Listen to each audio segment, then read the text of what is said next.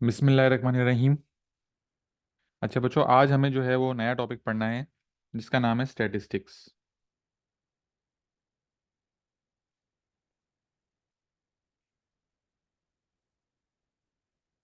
Statistics में सबसे पहले हमारे पास कुछ ग्राफ्स होते हैं, जिसमें हमारे पास एक बार चार्ट होता है, simple bar chart.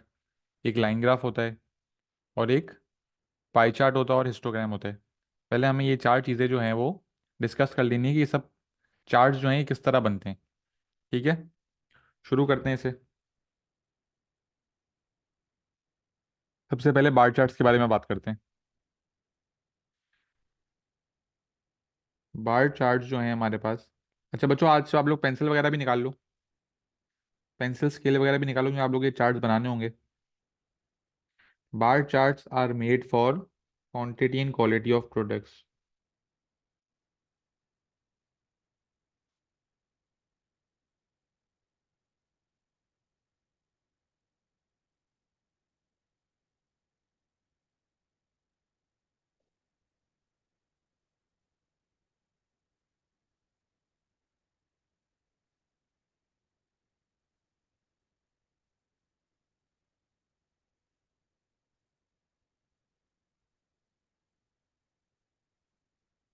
Bar charts are made for quantity and quality of products. अब बार चार्ट्स में हमें एक बात का ख्याल रखना है, वो क्या है? With and gap of bar should be the same.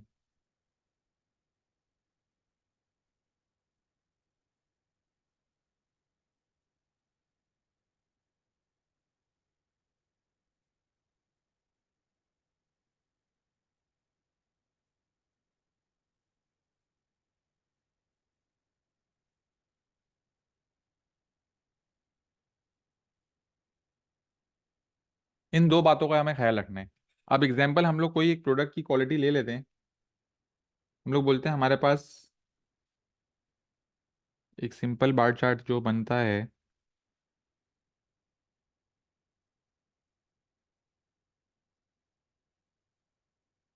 उसमें हमारे पास एक प्रोडक्ट है और उसकी हमें सेल्स दी हुई है। प्रोडक्ट का नाम है ए, बी, सी और डी। ए की सेल्स हैं 70, बी की हैं 60, सी की हैं 50 और डी की हैं 80। अच्छा बच्चों, आप लोग मुझे ज़रा एक बात बताएं कि प्रोडक्ट और सेल्स में से एक्स और वाई एक्सिस पे क्या क्या आएगा? प्रोडक्ट आएगा एक्स एक्सिस पे या प्रोडक्ट वाई एक्सिस पे आएगा? प्रोडक्ट कौन से एक्सिस पे आ रहा होगा?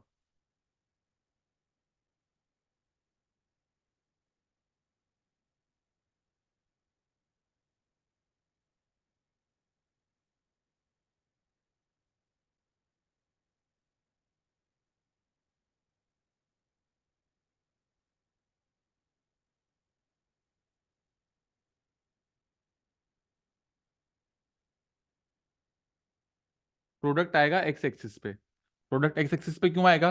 प्रोडक्ट जो है वो आपका जो है वो इंडिपेंडेंट वेरिएबल है। प्रोडक्ट जो है वो चेंज नहीं हो सकता, प्रोडक्ट ए ही रहेगा। चेंज क्या होंगी? प्रोडक्ट की सेल्स चेंज होंगी। जो चीज़ इंडिपेंडेंट होती है वो आती है वाई एक्सिस पे। तो वाई एक्सिस पे क्या आ रहा होगा? तो सॉरी, जो चीज़ डिपेंडेंट होती है वो वाई एक्सिस पे आती है। सेल्स डिपेंडेंट है प्रोडक्ट पे। प्रोडक्ट अच्छा होगा सेल्स ज्यादा होंगी, प्रोडक्ट बुरा होगा सेल्स कम होंगी। सेल्स वेरी कर सकती है, प्रोडक्ट वेरी नहीं कर सकता। हर साल प्रोडक्ट ए ही रहेगा, लेकिन सेल्स जो है वो ऊपर नीचे हो सकती है। तो जो चीज वेरी कर सकती है वो आपकी वाई एक्सिस पे आती है। तो वाई एक्सिस पे आ गया सेल्स, और एक्स एक्सिस पे आ गया प्रोडक्ट। ठीक है, अब हमारे पास चार प्रोडक्ट्स हैं बेटा, ए बी सी और डी। हमें क्या ख्याल रखना है? विथ और गैप जो है ना बार्स का, वो सेम होना चाहिए। जैसे अगर मैं एक लाइन छोड़ के यहाँ पे ए लिख रहा हूं, और डेटा कहां तक दिया हुआ है मुझे? मैक्सिमम 80 तक दिया हुआ है। मैं यहाँ पे लिख रहा हूँ 0, 20, 40, 60 और 80। अब अगर मैंने यहाँ पे स्टार्ट से दो बॉक्सेस छोड़ के ए लिखा है, तो मैं आगे भी दो बॉक्सेस छोड़ के बी लिखूंगा,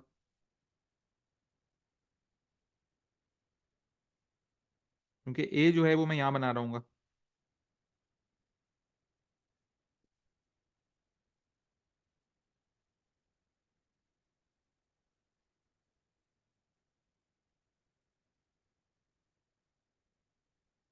अब आप लोग एक बात देखो, ए की सेल्स है 70, बार चार्ट क्या होता है? बार चार्ट नॉर्मल होता है, आपने ए यहाँ लिखा हुआ है, आप यहां से अपना बार शुरू करोगे और ऊपर जाओगे 70 तक। ये आपका ए का बार चार्ट की इंफॉर्मेशन रिप्रेजेंट हो गई है। ठीक है। अब बच्चों हमें विथ और गैप सेम रखना है। इसका मतलब क्या है कि आपने यहाँ पे एक बॉक्स छोड़ा हुआ है तो यहाँ भी आप एक बॉक्स छोड़ोगे। अब बी आप यहाँ से बनाओगे, बी की सेल्स है 60, यहाँ से आपने शुरू करा, आप 60 तक ऊपर है।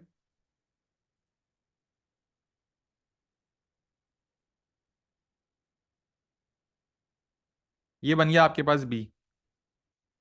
फिर आपने यहाँ पे एक बॉक्स छोड़ा, यहाँ से सी शुरू होगा, सी की सेल्स है 50।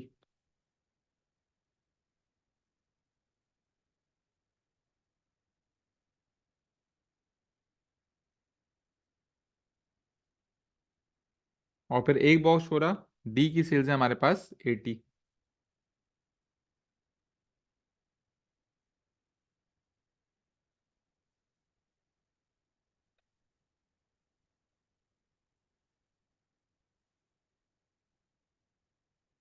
ये आपका बन गया सिंपल बार चार्ट।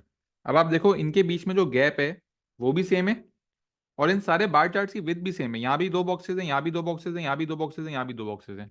तो ये हो गया आपका एक सिंपल बार चार्ट, जिसमें आपको गैप और ये बीच में जो आपकी विथ होती है ये आपको सेम रखनी होती है। बच्चों क्या इस सवाल में कोई मसला है? क्या बार चार्ट बनाने में किसी को कोई मसला होगा पेपर के अंदर? बेटा सब जवाब दे दें।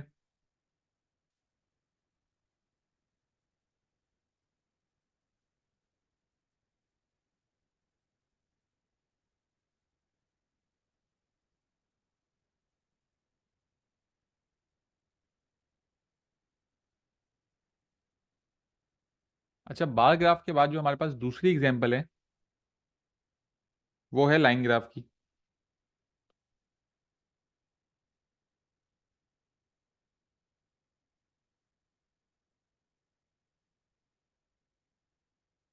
सेम डेटा ले रहा हूँ मैं पीछे से।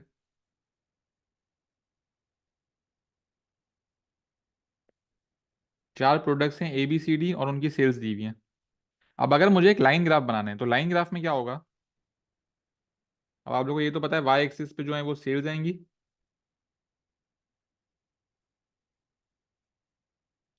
एक्स एक्सिस पे आएगा आपका प्रोडक्ट। 0, 20, 40, 60 और 80।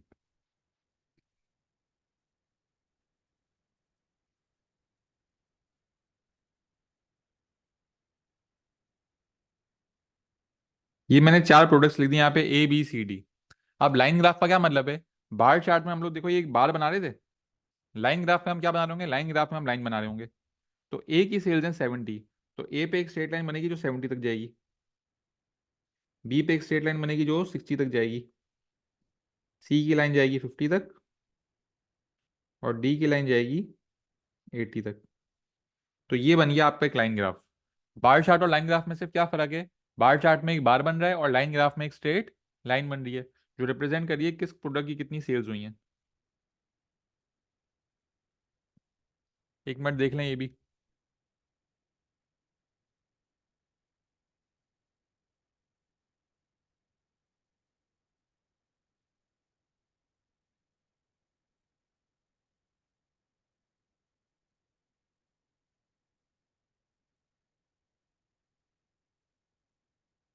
आगे बढ़ते हैं।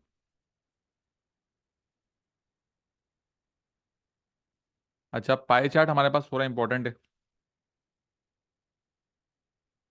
डेटा हम लोग सेम ही ले लेते हैं।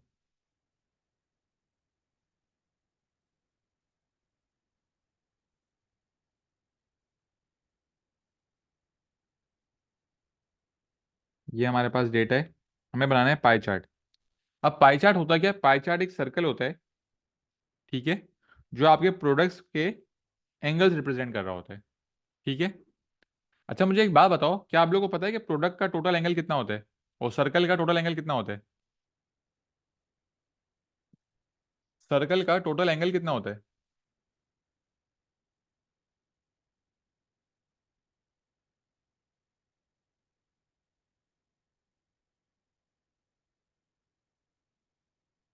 सर्कल का टोटल एंगल होता है बिल्कुल सही 360 होता है।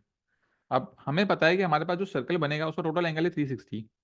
अब हमें जो है इनको जो है उस हिसाब से एडजस्ट करना है इन सेल्स को, कि 360 डिग्री में से ए कितने डिग्री ले रहा होगा, बी कितने डिग्री ले रहा होगा, सी कितने डिग्री ले रहा होगा और डी कितने डिग्री ले रहा होगा। तो यह हम लोग किस तरह रिप्रेजेंट करेंगे एंगल्स को? हम पहले निकालेंगे सेल्स का टोटल। हम क्या निकालेंगे बच्चों? निकालेंगे सेल्स का टोटल। तो सेल्स का टोटल यहाँ पे कितना आ रहा है? 70 plus 60 130 plus 50 is 180 plus 80 is 260। अब अगर मुझे इन सबके एंगल्स निकालने हैं तो ए का एंगल कैसे आएगा? ए का जो सेल्स है divided by total sales multiply by 360। 360 से क्यों मल्टीप्लाई करें? क्योंकि सर्कल का टोटल एंगल 360 होता है। तो 70 अपॉन 260 मल्टीप्लाई बाय 360, इससे जो आंसर आएगा वो हमारा ए का एंगल होगा। इसी तरह अगर हमें बी का एंगल निकालना हो तो बी का एंगल किस तरह आएगा? 60 अपॉन 260 मल्टीप्लाई बाय 360। बेटा एक बच्चा मुझे आंसर भी बताना शुरू कर दे, मुझे 1 डेसिमल प्लेस में आंसर चाहिए। फिर अगर मैं सी की बात करूं, सी क्या हो जाएगा? 50 upon total which is 260 upon multiply by 360। और फिर डी क्या होगा? 80 अपॉन 260 मल्टीप्लाई बाय 360। बच्चों मुझे लाइन से आंसर बता दें बेटा जल्दी से।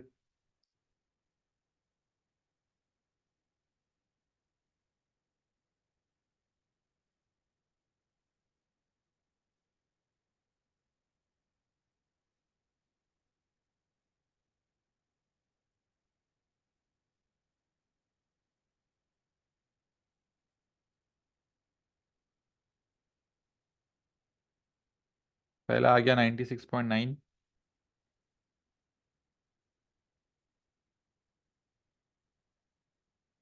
बेटा जल्दी जल्दी बता दो, सब सो रहे हो क्या? फिर 83.1।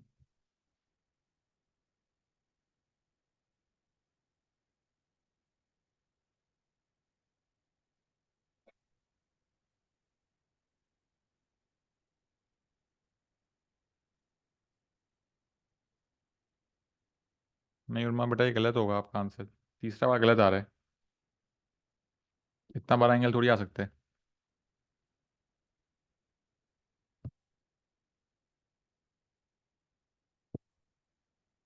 69.2।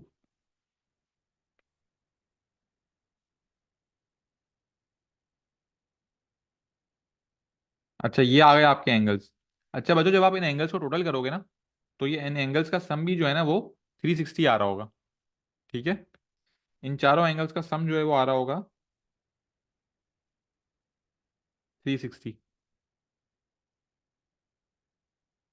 अब हमें बनाना है पाई चार्ट। अब पाई चार्ट किस तरह बनेगा? पाई चार्ट होगा एक सर्कल,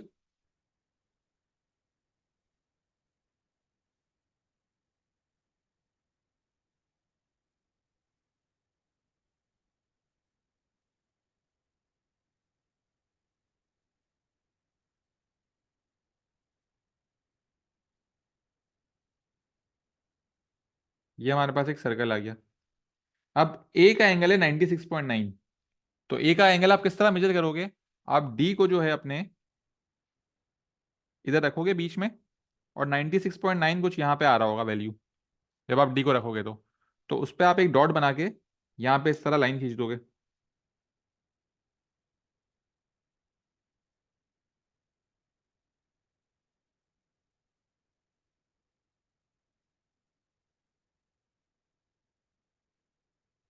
और आप यहाँ लिख दोगे ये एंगल आपका है 96.9 जो रिप्रेजेंट कर रहा है ए को।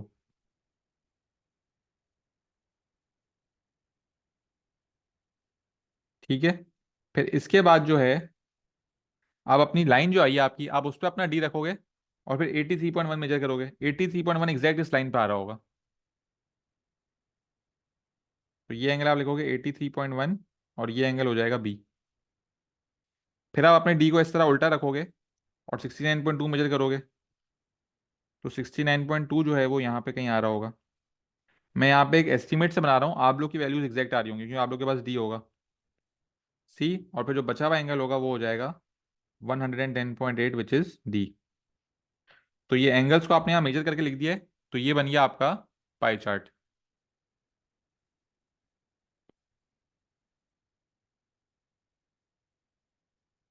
बेटा कोई एक मसला किसी वैल्यू में, पाई चार्ट में हमें निकालना क्या होता है, हमें एंगल्स निकालने होते हैं। एंगल्स किस तरह आता है, हम लोग टोटल सेल्स को टोटल कर लिया हमने, फिर ए की sales upon total sales into 360 करा तो ए का एंगल आ गया। बी की सेल्स अपॉन टोटल इंटू 360 करा तो बी का एंगल आ गया। सी की sales upon total multiply by 360 से आ गई सी की सेल्स, और डी की sales upon total multiply by 360 से आ गई हमारे पास डी का एंगल। और फिर हमने उन एंगल्स को डी की मदद से यहाँ पे मेजर करके हमने बना दिया पाई चार्ट। बच्चों क्या ये क्लियर है यहाँ तक सबको? Simple bar chart, line graph और पाई चार्ट, क्या ये तीन चीजें सबको क्लियर है?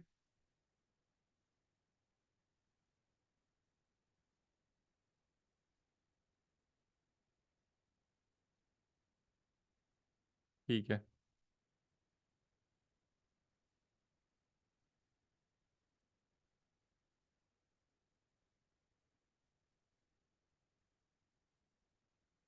अब हम बात करते हैं थोड़ी आगे, histogram.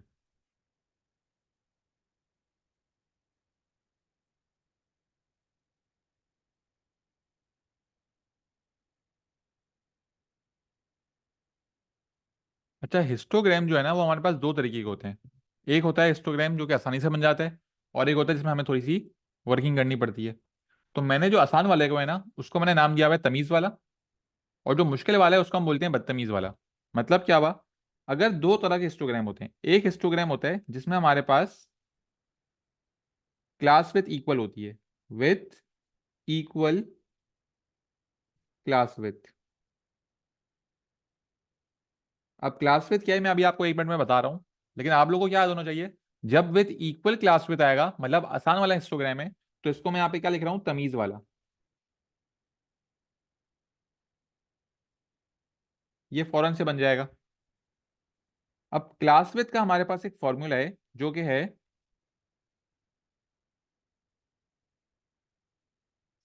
Class width is equal to upper class boundary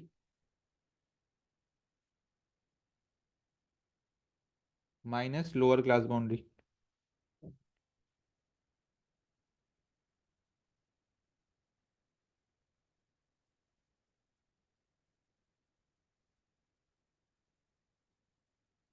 ये हमारे पास फॉर्मूला आ गया क्लास विथ का, upper class boundary minus lower class boundary.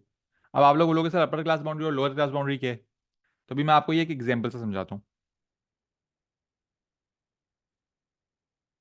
Class boundary जो है ना वो बेसिकली एक रेंज होती है।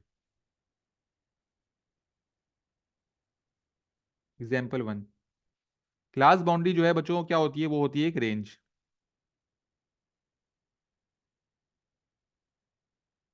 जैसे मैं बोल रहा हूँ भाई, मैंने आप लोगों का एक लिया मैथ्स का टेस्ट जो कि था 50 मार्क्स का। अब मैंने जो है उस 50 मार्क्स के टेस्ट की क्लास बाउंड्रीज बना दी। किस तरह, मैंने बोला भाई 0 से 10 में एक क्लास बाउंड्री बन गई, 10 से 20 की एक क्लास बाउंड्री बन गई, 20 से 30 की एक क्लास बाउंड्री बन गई, 30 से 40 की, और 40 से 50 की।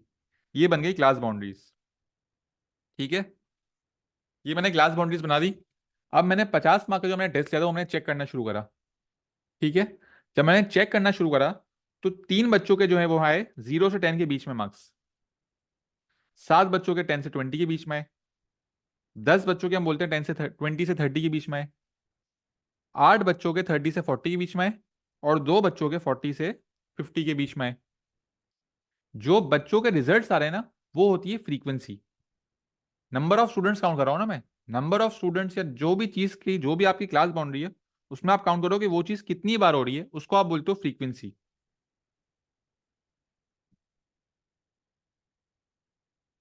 अब फ्रीक्वेंसी मैंने क्या बोली भाई, ये एफ से रिप्रेजेंट होता है कि हमारे पास तीन बच्चे थे यहाँ पे फिर हमारे पास 7 बच्चे हैं, फिर 10, फिर 8, और फिर 2।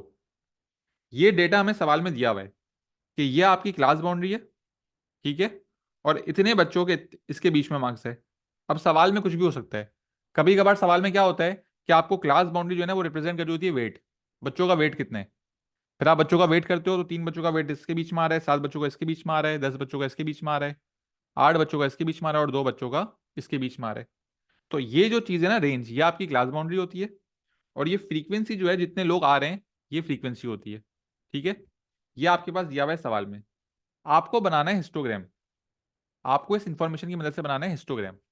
अब हिस्टोग्राम बनाने के लिए सबसे पहले हम लोग निकालेंगे क्लास विड्थ।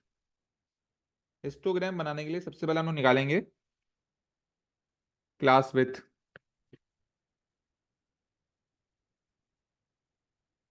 अब क्लास विड्थ का मैंने आप लोग को फॉर्मूला क्या बताया, अपर class boundary minus lower class boundary. अब 10 और 0 में से यहां पे जो नंबर आगे लिखा हुआ है वो अपर क्लास बाउंड्री होगी, और जो नंबर पीछे लिखा है वो लोअर क्लास बाउंड्री होगी। तो इन दोनों को हमें माइनस करना है। 10 - 0 इज 10। 20 - 10, अब यहाँ पे अपर क्लास बाउंड्री 20 है, लोअर क्लास 10 है, 20 - 10 भी कितना आएगा, 10 ही आएगा। फिर 30 - 20 10, 40 - 30 10, और 50 - 40 10। तो इस सवाल के अंदर बच्चों आप लोग नोट करो कि क्लास विथ जो है वो सेम आई है। ये हमारी क्लास विथ सेम आई है। तो इसका मतलब क्या है कि जो हिस्टोग्राम बनेगा विथ इक्वल क्लास विथ में, वो तमीज वाला बनेगा, मतलब आसानी से बन जाएगा। होगा क्या, वाई एक्सिस पे आएगी क्लास बाउंड्री, और एक्स एक्सिस, ओ सॉरी, एक्स एक्सिस पे जो है वो आएगी क्लास बाउंड्री, और वाई एक्सिस पे जो है वो आएगी फ्रीक्वेंसी। क्योंकि फ्रीक्वेंसी चेंज हो सकती है। जब मैं दूसरा टेस्ट लूंगा तो हो सकता है कि 5 बच्चों के 0 से 10 के बीच में मार्क्स हैं, लेकिन ये रेंज तो सेम ही रहेगी ना। तो जो आपकी क्लास बाउंड्री है वो एक्स एक्सिस पे आएगी, और जो फ्रीक्वेंसी है वो वाई एक्सिस पे आएगी। अब मैं आप लोगों को इसका हिस्टोग्राम बना के दिखाता हूँ नेक्स्ट पेज पे।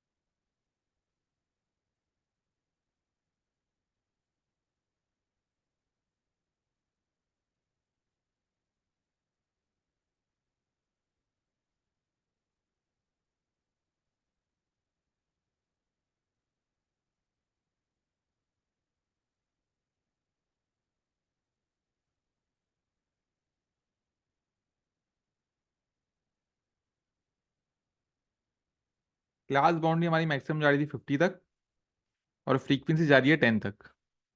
अब हिस्टोग्राम किस तरह बनेगा, 0 से 10 की रेंज में हमारे पास 3 है, तो 3 पे गए और आपने ये बना दिया। फिर 10 से 20 में हमारी फ्रीक्वेंसी 7 है, तो 10 से 20 में आपकी 7 होगी। अब यह आप लोगों को बिल्कुल बार चार्ट की तरह लग रहा होगा, लेकिन बस फर्क क्या है, बार चार्ट में जो है वो गैप होता था, हिस्टोग्राम में गैप नहीं होता। फिर 20 से 30 आपके पास 10 है,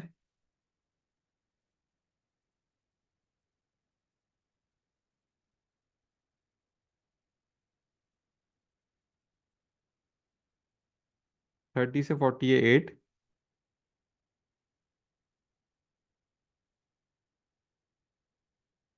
और 40 से 50 है 2। तो ये बन गया आपका एक हिस्टोग्राम। ठीक है, वाई एक्सिस पे फ्रीक्वेंसी है, एक्स एक्सिस पे क्लास बाउंड्री। एक दफा फिर से मैं रिपीट कर देता हूँ। हिस्टोग्राम में क्या होता है बेटा, अभी हम लोग पढ़ रहे हैं histogram with equal class with, जिसको हम बोलते हैं तमीज वाला। उसमें होता क्या है, जब हम क्लास विथ निकालते हैं तो सबकी क्लास विथ जो है वो सेम आती है।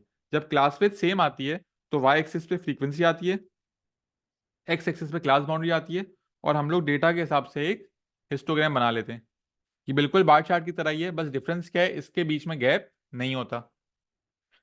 ठीक है बेटा, ये चीज क्लियर है, आगे बढ़ सकता हूं मैं।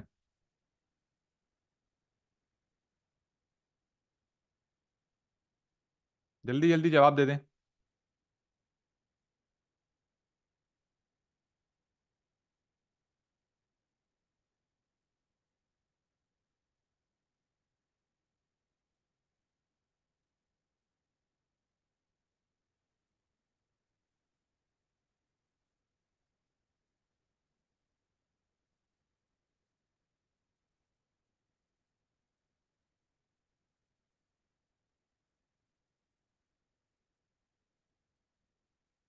ठीक है, अच्छा अब इसकी एक और एग्जांपल देखते हैं। इसमें एक चीज़ चेंज होगी।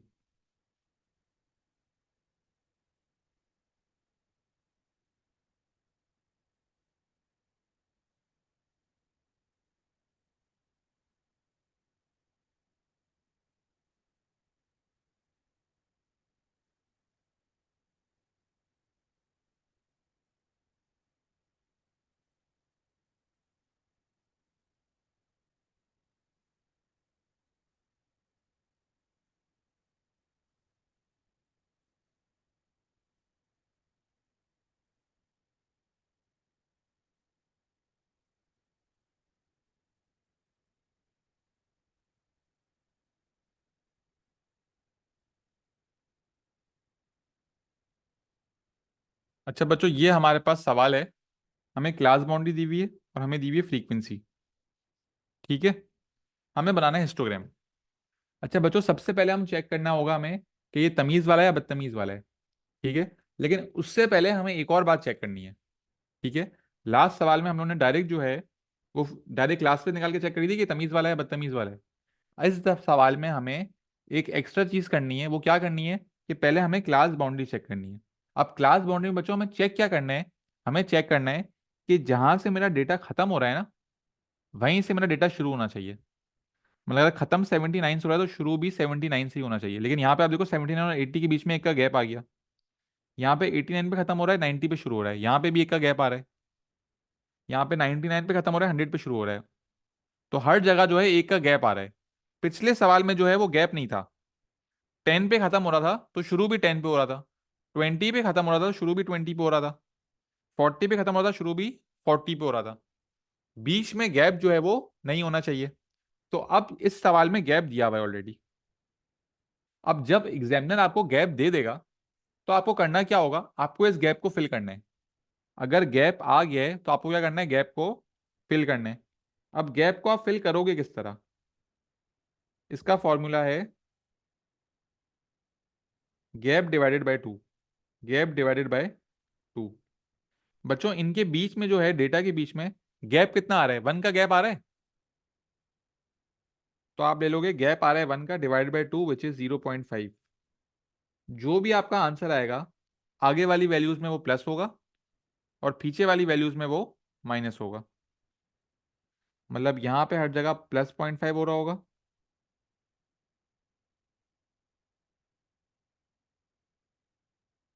और पीछे हर जगह -0.5 हो रहा होगा।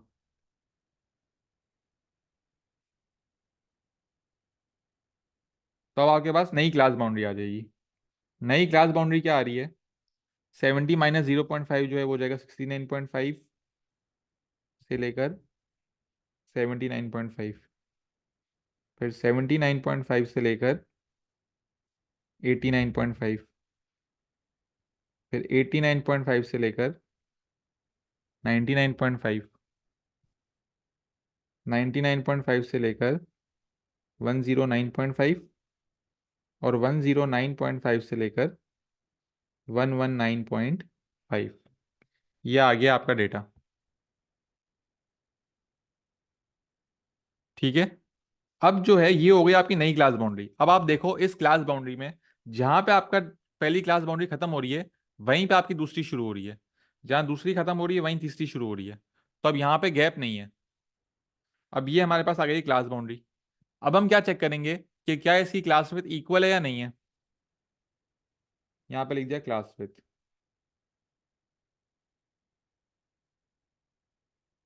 अब 79.5 माइनस 69.5, 10। 89 माइनस 79, 10। सबको माइनस कर रहे हैं तो आंसर क्या आ रहा है? आंसर आ रहा है 10।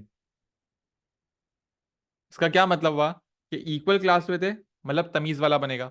तमीज वाले में क्या होता है? एक्स एक्सिस पे आती है क्लास बाउंड्री और वाई एक्सिस पे आती है फ्रीक्वेंसी। अब बच्चों हम लोग ये वाली क्लास बाउंड्री लेंगे या ये वाली लेंगे? लेफ्ट वाली लेंगे या राइट वाली? तरह मुझे बताएं चैट बॉक्स में। मैं आप जब मैं हिस्टोग्राम बना रहा हूँ तो मैं राइट वाली लूंगा क्लास बाउंड्री या लेफ्ट वाली लूंगा?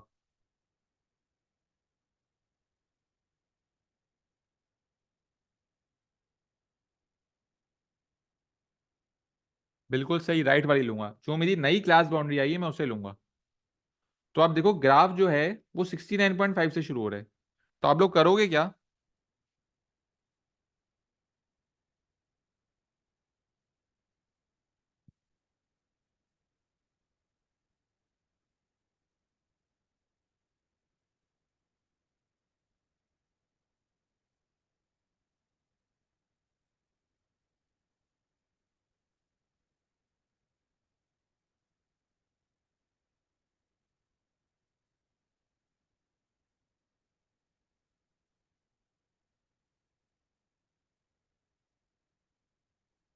आपकी क्लास बाउंड्री शुरू 69.5 से हो रही है, यहाँ पे आप 69.5 थोड़े से गैप के बाद ले लोगे,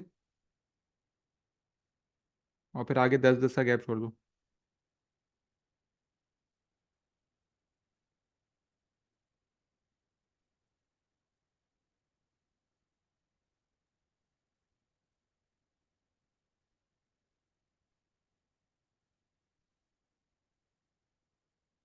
ये आ गई आपकी फ्रीक्वेंसी और क्लास बाउंड्री। अब 69.5 से 79.5 है 40, फिर 50, फिर 60, फिर 30 और फिर 50। तो यहाँ से बनेगा 40 का ग्राफ,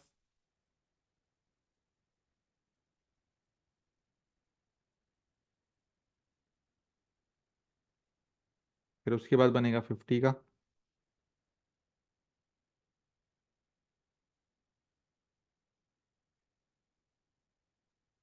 फिर 60,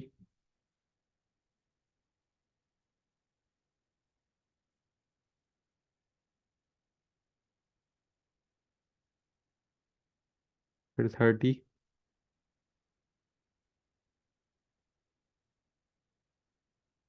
और फिर आखिरी हमारे पास है 50।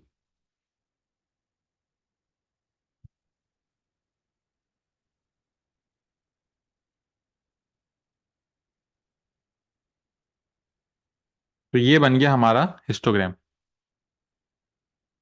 अब बच्चों ये जो 0 से 69.5 वाली जगह है ना, यहाँ पे आप एक नॉर्मल लाइन बना देना इस तरह की। तो ये लाइन क्या रिप्रेजेंट कर देगी कि यहाँ पे हमारे पास कोई डेटा अवेलेबल नहीं है, यहाँ से हमारा डेटा शुरू हो रहा है। एक दफा मैं फिर से हिस्टोग्राम का रिपीट कर रहा हूँ कि हिस्टोग्राम किस तरह बनता है। हिस्टोग्राम हमारे पास है दो तरीके के, एक है विद तमीज वाला, एक है बदतमीज वाला। अभी हम लोगों ने पढ़ा है तमीज वाला, जिसमें क्लास विथ होती है सेम। सबसे पहला स्टेप क्या है? सबसे पहले आप अपनी क्लास बाउंड्री देखोगे कि क्लास बाउंड्री जो खत्म हो रही है क्या वहीं से शुरू हो रही है या नहीं हो रही है। अगर नहीं हो रही है तो हम क्या करेंगे, हम लेंगे इनका गैप और उसको डिवाइड कर देंगे 2 से। उसका जो आंसर आएगा वो आगे वाली वैल्यूज में प्लस हो रहा होगा और पीछे वाली वैल्यूज में माइनस हो रहा होगा। उससे हमारी आ जाएगी नई क्लास बाउंड्री। तो अब जहां पे डेटा खत्म हो रहा है वहीं पे डेटा शुरू हो रहा है। फिर हम अपर class boundary minus lower class boundary करके चेक करेंगे कि क्या हमारी क्लास विथ सेम है या नहीं है। अगर हमारी क्लास विथ सेम होगी तो हम लोग तमीज वाला हिस्टोग्राम बनाएंगे, जिसमें वाई एक्सिस पे आएगी फ्रीक्वेंसी और एक्स एक्सिस पे आएगी क्लास बाउंड्री। बच्चों क्या तमीज वाला हिस्टोग्राम आप लोगों को क्लियर है? तो हम आगे बढ़ें।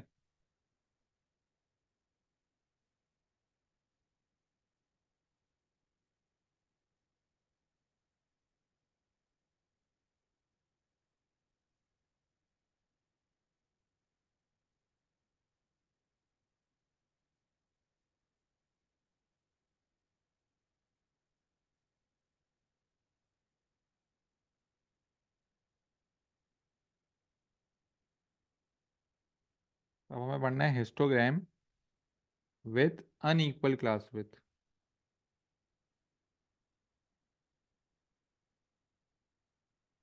बच्चों अनइक्वल क्लास विथ को हम क्या बोलेंगे? बदतमीज वाला। इसमें थोड़ी वर्किंग ज्यादा होगी।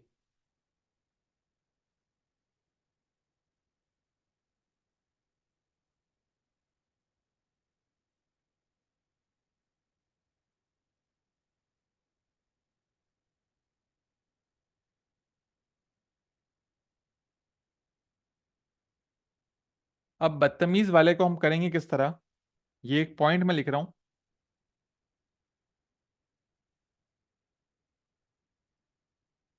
Frequency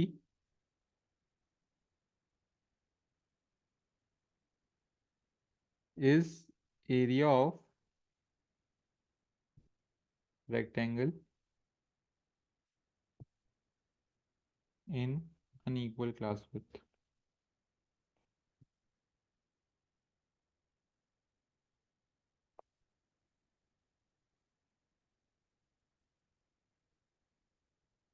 frequency is area of rectangle in unequal class with. अब बेटा एक सवाल से मैं आप लोगों को ये समझाता हूँ। बच्चों ये सवाल जो है वो बहुत अच्छे से समझना, क्योंकि इसके बाद जो अगला सवाल है वो आप लोगों को खुद से करना होगा और आप लोगों का होमवर्क होगा। तो ये सवाल जरा अच्छे से देख लेना। हमें दी हुई है क्लास बाउंड्री,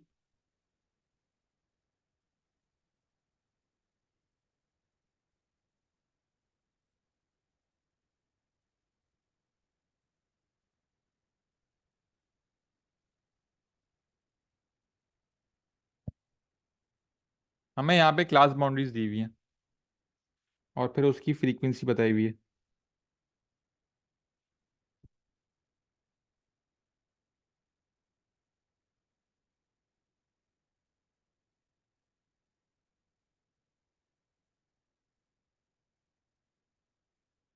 ठीक है।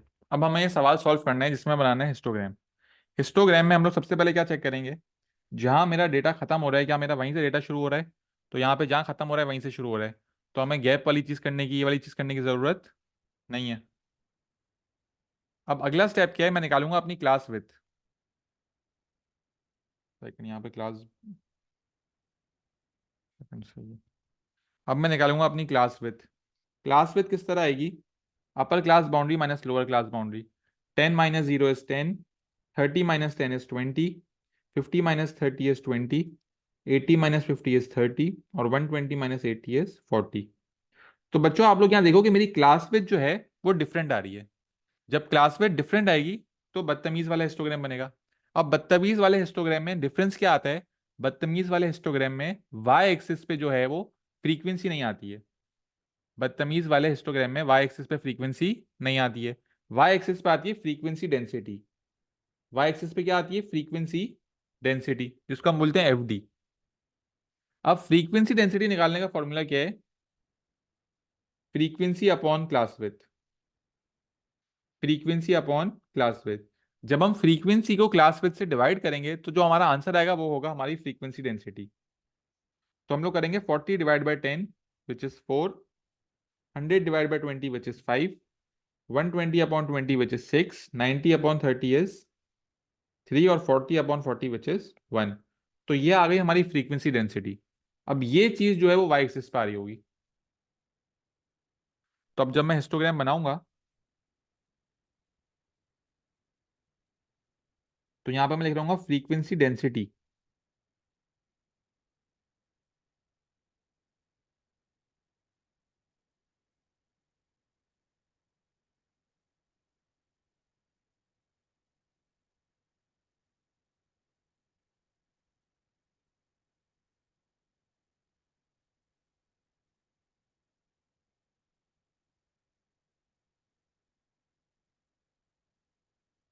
और यहाँ आ गई हमारी क्लास बाउंड्री। फ्रीक्वेंसी डेंसिटी जा रही है मैक्सिमम 6 तक।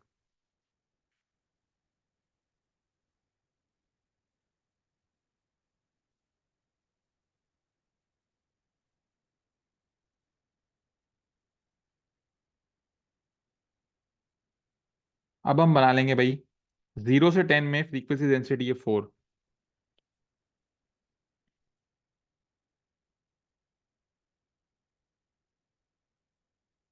फिर 10 से 30 में फ्रीक्वेंसी डेंसिटी है 5,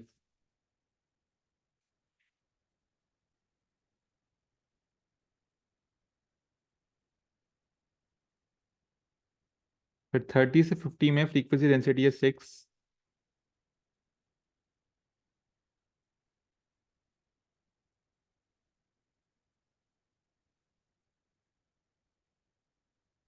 फिफ्टी से 80 में फ्रीक्वेंसी डेंसिटी है 3,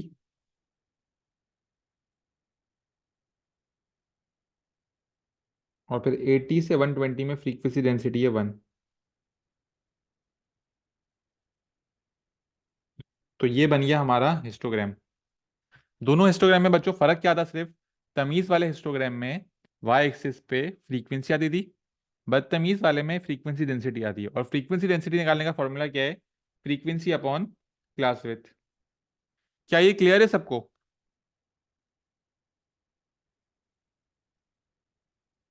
बच्चों क्या सबको ये सवाल क्लियर है? अच्छा बेटा, ये जो पेज आपके सामने खुला हुआ है इसका आप स्क्रीनशॉट ले लो। सिर्फ इस पेज का स्क्रीनशॉट ले लो। मैं 1 मिनट बाद ये पेज हटा दूंगा, इस पेज का स्क्रीनशॉट ले लें।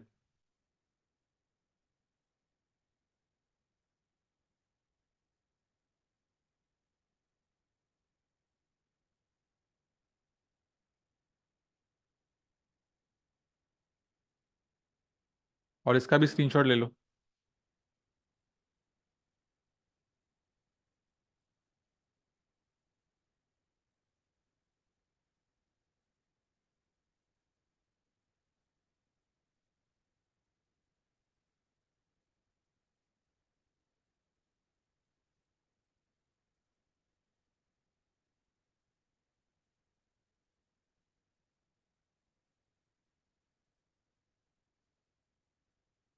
अच्छा, अब यहाँ पे मैं एक सवाल लिख रहा हूँ जो आप लोगों का होमवर्क है।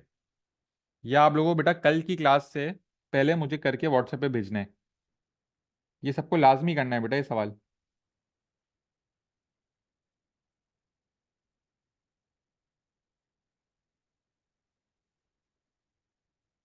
अच्छा, और बच्चों सिर्फ कल के लिए क्लास टाइमिंग में थोड़ी चेंजेस है।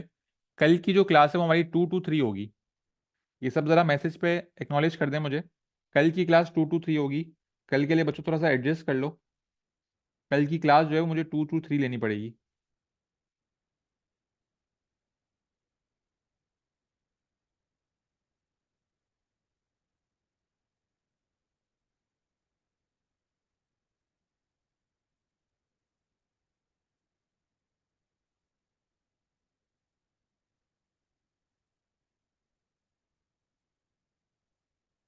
ये हमारा सवाल है, हमें इसका हिस्टोग्राम बनाना है। ये बेटा आप लोग का होमवर्क है, या आप लोगों को कल की क्लास में 2 बजे से पहले करके रखना है। कल हमारी क्लास 2 to 3 होगी। ये होमवर्क उससे पहले आप लोग मुझे करके सबमिट कर देना। या आपको हिस्टोग्राम बनाना है इसका।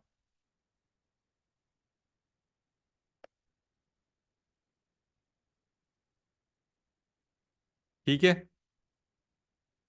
ओके बच्चों, अल्लाह हाफिज। कल प्लीज़ टाइम पे क्लास में आ जाना 2 बजे। और सब जो है वो ग्रुप पे प्रेजेंट मार्क कर दें। ओके बच्चों, अल्लाह हाफिज।